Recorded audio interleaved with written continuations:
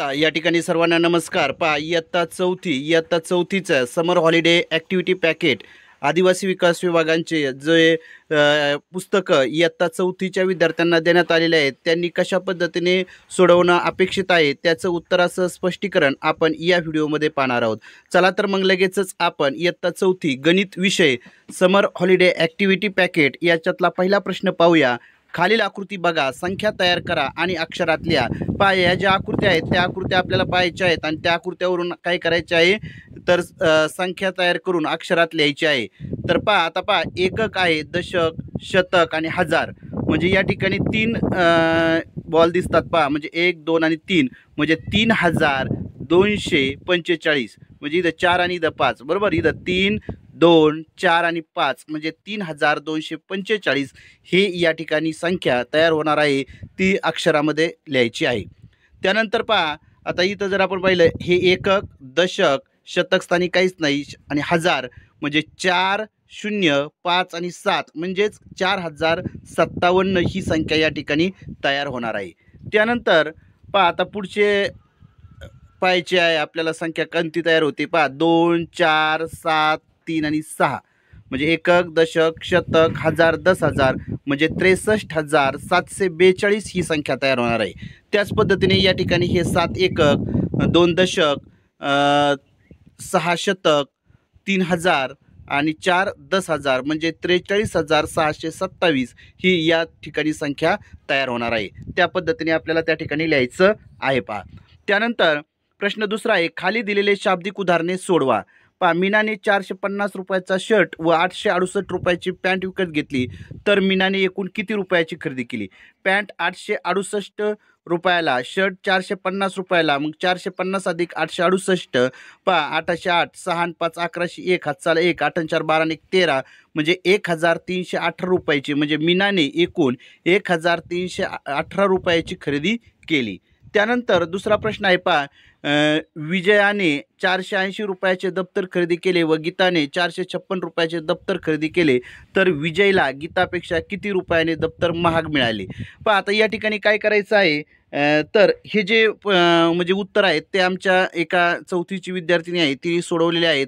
तेच मी या ठिकाणी काय केलं आहे, त्याचे फोटो काढून या ठिकाणी मी तुम्हाला ते समजून सांगत आहे। पहा, समर ॲक्टिव्हिटी पॅकेट, विजयाने 480 रुपयाचे दप्तर खरेदी केले, गीताने 456 रुपयाचे दप्तर खरेदी केले, तर विजयाला गीतापेक्षा किती रुपयाने दप्तर महाग मिळाले? तर या ठिकाणी आपल्याला काय करावं लागेल, तर वजाबाकी करावी लागेल। म्हणजे 480 वजा 456, पहा वजाबाकी केल्यानंतर उत्तर येतं 24, म्हणजे विजयाला गीतापेक्षा 24 रुपयांनी दप्तर महाग मिळालं, या पद्धतीचं उत्तर आपल्याला लिहाणं अपेक्षित आहे।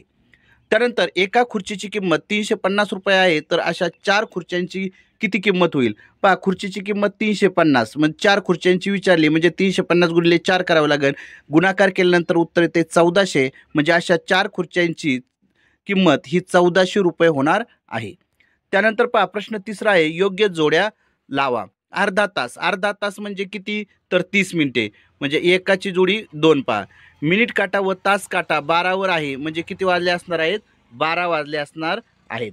त्यानंतर 2:15 वाजले म्हणजे किती? 2:15 म्हणजे 2 वाजून 15 मिनिटे। त्यानंतर पाऊण तास म्हणजे किती? 45 मिनिटे।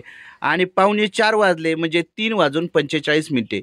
अशा पद्धतीने हे घड्याळाचे जे प्रश्न आहेत ते घड्याळाचे प्रश्न आपल्याला सोडवायचे होते, म्हणजे त्यांच्या जोड्या जुळवायच्या होत्या। पहा, त्यानंतर प्रश्न चौथा आहे, खाली दिलेल्या भागाकार नाणी व नोटाच्या साहाय्याने सोडवा। पहा, खाली दिलेला भागाकार नाणी आणि नोटांच्या साहाय्याने सोडवायचा होता। पहा, आता 14/7 म्हणजे 14 भागिले 7, 7ने 14ला भागितलं तर 7 1 7 7 2 14 म्हणजे भागाकार येणार आहे 2। तर त्यानंतर 16/4 म्हणजे 16ला 4ने भागलं, 4 चोक 16 म्हणजे भागाकार आहे 4। त्यानंतर 18/6 म्हणजे 6 त्रिक 18 म्हणजे भागाकार येणार आहे 3। आणि 24/8 म्हणजे 8 त्रिक 24 म्हणजे भागाकार येणार आहे 3। 8/2 म्हणजे 8ने 2ला भागलं, 2 चोक 8 म्हणजे भागाकार येणार आहे 4। अशा पद्धतीचे हे या ठिकाणी भागाकाराची उदाहरणं आपल्याला सोडवायची होते। पहा, त्यानंतर प्रश्न पाचवा आहे, खाली दिलेला गुणाकार सोडवा। तर पहा, 22 गुणिले 5 डायरेक्ट आपण आडवा करू शकतो, किती? 110, 5 दुने 10 0 असेल, 5 2 10 आणि 1 11 म्हणजे 110। 48 गुणिले 2 किती आलं? 96, 18 गुणिले 5 म्हणजे 18 पंचे 90 आणि 66 गुणिले 4 किती आलं 264. त्यानंतर प्रश्न 6 आहे, वर्तुळामध्ये खाली विचारलेले भाग दाखवा व त्यांना नावे योग्य नावे द्या.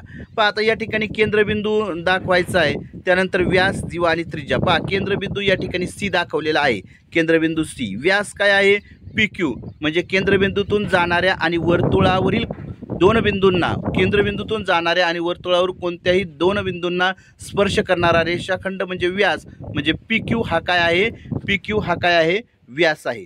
त्यानंतर जीवा, जीवा AB. पहा वर्तुळावरील एक बिंदू आणि वर्तुळावरील दोन बिंदू यांना जोडणारा रेषाखंड म्हणजे जीवा. पहा PQ हा व्यास देखील काय जीव वर्तुळाची सर्वात मोठी जीवा आहे, म्हणजे या ठिकाणी जीवा लिहिली AB. त्यानंतर त्रिज्या, त्रिज्या काय C आणि D. वर्तुळ केंद्र आणि वर्तुळावरील एक बिंदू यांना जोडणारा रेषाखंड म्हणजे काय असतो, त्रिज्या असतो, म्हणजे त्रिज्या आहे CD. त्यानंतर जीवा कशाला म्हणायचं, वर्तुळावरील कोणत्याही दोन बिंदूंना जोडणारा रेषाखंड म्हणजे काय झाला, जीवा झाला, म्हणजे PQ आणि AB या दोन जीवा या ठिकाणी आहेत. अशा पद्धतीने हे वर्तुळावरील जे भाग आहेत ते आपल्याला आकृती काढून दाखवायचे होते. त्यानंतर प्रश्न 7 आहे, खाली दिलेल्या टिपक्यांचा वापर करून लघुकोन, काटकोन आणि विशाल कोन तयार करा. पहा या ठिकाणी काय केलं आहे, काटकोन तयार केलेला आहे, या ठिकाणी लघुकोन तयार केला आहे. काटकोन कशाला म्हणतात, तर 90 अंशाचा जो कोन असतो त्याला काटकोन असं म्हटलं जातं.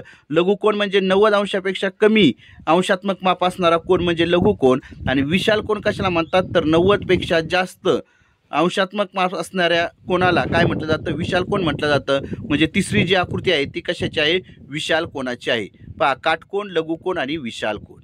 त्यानंतर नोटा वापरून तुम्हाला सुट्टी करायची असेल, पहा म्हणजे खालच्या नोटा वापरून 2000 रुपयाची नोट आपल्याला सुट्टी करायची, तर कशी सुट्टी करता येईल ते खालील चौकटीतल्या. पहा आता 10 रुपयाच्या किती नोटा वापरल्या तर 2000 रुपये सुट्टे होतील, तर 200 नोटा बरोबर.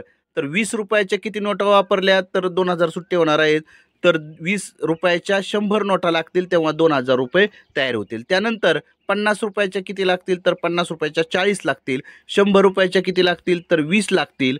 आणि 200 रुपयाच्या किती लागतील तर 10 लागतील. या पद्धतीने ते उदाहरण सोडवणं गरजेचं होतं. त्यानंतर प्रश्न 9 आहे, खालील आकृतीत रंगवलेला भाग कोणता अपूर्णांक दाखवतो तो लिहा.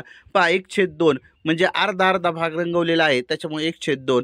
दुसरा आहे पहा या ठिकाणी 4 भागापैकी एक भाग रंगवलेला आहे म्हणजे 1/4 लिहिणं गरजेचं आहे. तिथं 1/2 लिहिलं आहे तिने, ते तिचं चुकलेलं आहे, 1/4 लिहिणं गरजेचं होतं. पहा त्यानंतर प्रश्न 10 आहे, खालील संख्या चढत्या क्रमाने व उतरत्या क्रमाने लिहा. संख्या लिहिल्यात चढता क्रम आणि उतरता क्रम. आता पहा चढता क्रमानं सगळ्यात छोटी अगोदर घ्यायची आणि नंतर मग वाढत वाढत वाढत जायचं. पहा आता सगळ्यात छोटी कोणती आहे 378, नंतर त्याच्यापेक्षा थोडी मोठी 387, त्याच्यापेक्षा मोठी 676, त्याच्यापेक्षा मोठी 786, त्याच्यापेक्षा मोठी 873 आणि सगळ्यात मोठी 980. अशा पद्धतीचा हा चढता क्रम लिहायचा आहे. आता चढता क्रम झाल्यानंतर उतरता क्रम फक्त आता त्याचं उलटं लिहायचं. उतरता म्हणल्यावर सगळ्यात मोठी अगोदर 980, 873, 786, 676, 387 आणि 378. अशा पद्धतीने हा उतरता क्रम आपल्याला लिहायचा आहे. त्यानंतर तुम्ही तुमच्या घरातील प्रत्येक व्यक्तीचे वय विचारा आणि प्रत्येक व्यक्तीचे नाव वयानुसार चढत्या क्रमाने लिहा. आता या ठिकाणी काय करायचं आहे, आपल्या घरामध्ये कोण कोण व्यक्ती आहेत त्यांचं जे नाव आहे ते चढत्या क्रमाने लिहायचं आहे. म्हणजे सुरुवातीला काय येणार आहे, सगळ्यात छोट्याचं वय येणार आहे, सगळ्यात लहान जी व्यक्ती आहे त्याचं वय येणार आहे. म्हणजे पहा या ठिकाणी लिहिलं आहे मी 1 वर्ष, नंतर 4 वर्षाचं. पहा म्हणजे 1 वर्षाची माझी काय आहे बहीण आहे, त्यानंतर 4 वर्षाचा एक माझा भाऊ आहे, त्यानंतर 7 वर्ष, त्यानंतर 10 वर्ष, नंतर 50 वर्ष. म्हणजे अशा पद्धतीने आपल्या घरातील जे मंडळी आहे, घरातील जे तुमचं जर एकत्र कुटुंब असेल तर एकत्र कुटुंबातील तसं चढत्या क्रमाने लिहा फक्त. म्हणजे सगळ्यात अगोदर छोटा, नंतर त्याच्यापेक्षा मोठा, नंतर त्याच्यापेक्षा मोठा, त्याच्यापेक्षा मोठा आणि मग सगळ्यात मोठा. अशा पद्धतीने चढत्या क्रमाने काय करायचे आहेत, व्यक्तींचे वय तुमच्या घरातील लिहायचे आहेत. अशा पद्धतीने आपण इयत्ता 4थी या 4थी इयत्तेचा समर हॉलिडे ॲक्टिव्हिटी पॅकेट आदिवासी विकास विभाग यांनी जे पुस्तक दिलेलं आहे त्या पुस्तकातील जे गणित विषयाचा इयत्ता 4थीचा भाग आहे तो आणि त्याची उत्तरं या ठिकाणी पाहिलेली आहेत. जर आपणाला हा व्हिडिओ आवडला तर माझा चॅनल VPN एज्युकेशनल गुरु या चॅनलला नक्कीच आपण सबस्क्राईब करावे. धन्यवाद.